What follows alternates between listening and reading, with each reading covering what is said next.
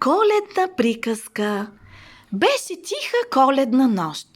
От небето падаше сняг. А над къщите се чуваха весели звънчета. Дядо Коледа летеше с шината си. Той носеше голям чувал с подаръци. До най-голямата елха в центъра на града се криеше Гринч. Той никак не обичаше звънчета, не обичаше подаръци,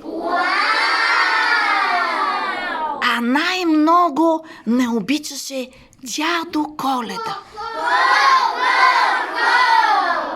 Ще спра Коледа, изръмжа Гринч. Но когато дядо Коледа слезе от шейната, той сложи ръка на сърцето си и каза: Коледа не е само подаръци и звънчета, тя е обич, грижа и топлина. Гринч се замисли. Сняг с вълшебен прашец падна върху носа му. И в този миг се случи нещо невероятно. Сърцето му започна да бие по-силно. То стана добро. Всички еленчета се приближиха и го прегърнаха. Искаш ли да ми помогнеш да раздадем подаръците? Попита дядо Коледа.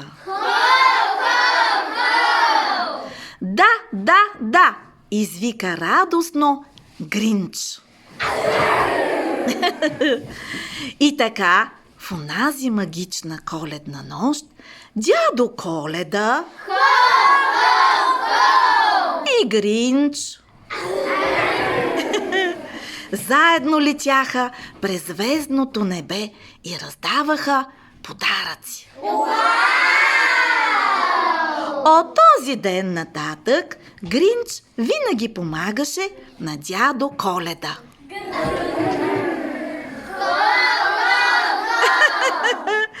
Той вече не беше сърдит, беше добър, беше щастлив.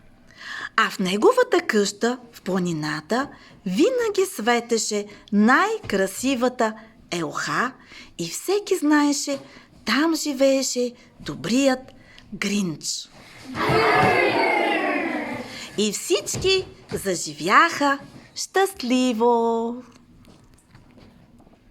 Браво!